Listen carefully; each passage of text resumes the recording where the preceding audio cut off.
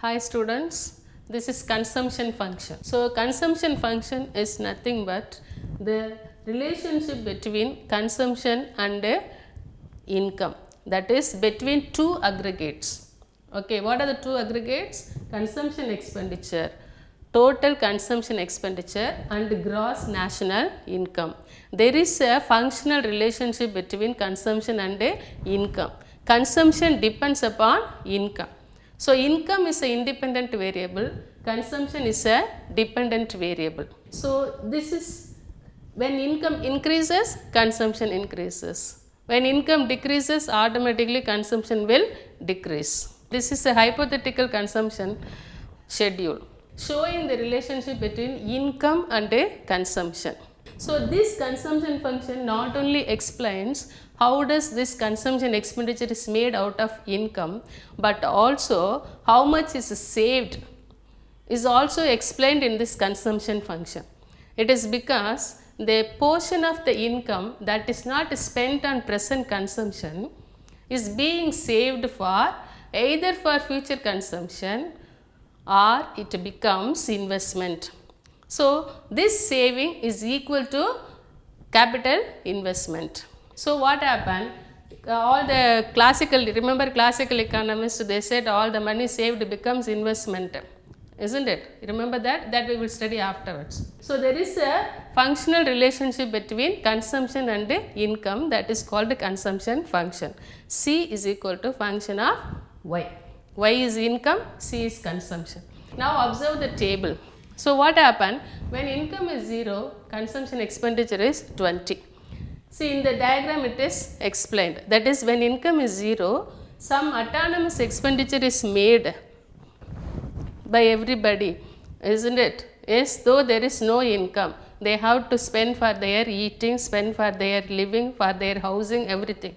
So that expenditure is called a autonomous expenditure. When income is 0, consumption expenditure is 20. That is nothing but autonomous expenditure. So the consumption line starts from here. Okay, this is the consumption line starting from here and it touches this 45-degree line. That is Y is equal to C. This is 45-degree line. All the income is spent on consumption.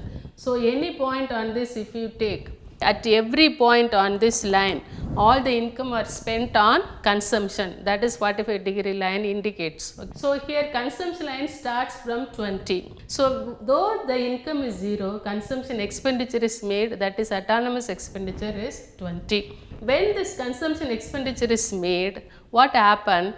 This amount is not being saved. That is negative, that is minus 20. So that is minus 20. So when consumption expenditure increases. So what happened? When income increases from this point, consumption also increases. So here income has increased from 0 to 60. Consumption has increased from 20 to 50. So what happened? Minus 10. So because Y is equal to C plus S. So here saving becomes minus 10. Okay. So when income, the whole income is spent on consumption, nothing is saved. So this point, at point B, what happens? All the income is 120, all the income is spent on consumption. We have taken income on x-axis and consumption and saving on y-axis. Yes, so when the income is 120, all 120 is spent on consumption, that is point B. We can call this point as a break-even point because from this point only saving starts. So this line, this C is equal to income, all income is spent on consumption, we can call it no saving line. It is no saving line. So when income increases from 120 to 180, what happens to consumption expenditure? So here 60 crores are increased, consumption increases but only 50 are increasing. So what happened to saving? That the remaining 10 becomes saving. So when this income is 180, see the line 180, okay, 180. So the saving is 10 here, this is saving, point S. Here only marginal propensity to consume is calculated. So it is because when we write equation for consumption, C is equal to A. A is what? Autonomous expenditure. So C is equal to 20 plus BY. What is this B? B is nothing but marginal propensity to consume. So this marginal propensity to consume, we have to calculate at every point here. That is, marginal propensity to consume is equal to delta C by delta Y. That is, there is a change in the consumption due to change in income. Income increases. So what happened? It is being divided into consumption and saving. So if you look into this table, you can observe that consumption is an increasing function. Consumption expenditure increases. At the same time, saving is also increases. When income increases, both the consumption as well as saving increases. If we take C is equal to 100 plus 0.8y, what is MPC? 0.8 is MPC. Now we can go for calculating this one. That is, if y is equal to 0, if y is equal to 0, what happens to C? C is equal to 100 plus 0.8 into 0. So C is equal to 100. When y is equal to 0, C is equal to 100. Okay, so when y is equal to 100, what happens to C? What is C? C is equal to 100 plus 0.8 into 100. So you are getting 100 plus 80. 100 plus 80. So 180. So when y is equal to 100, C is equal to 180. Okay, this is how we can calculate. When y is equal to 200, what is C? How will you calculate? Is equal to 100 plus 0.8 into 200. Okay, so you will be getting 100 plus, you are getting 160 plus 100 is equal to 260. So this is how, when y is equal to, income is equal to 240, what is C? When if it is 300, what is C we can calculate. That is because in your book one activity is given at the back along with the questions. How will you calculate a MPC, and when y is equal to this much, or when y is equal to 100, what is C? They will give you the formula, then you have to apply this and find out what are the values of consumption expenditure. See, this average propensity to consume is the ratio of any consumption expenditure to any particular level of income.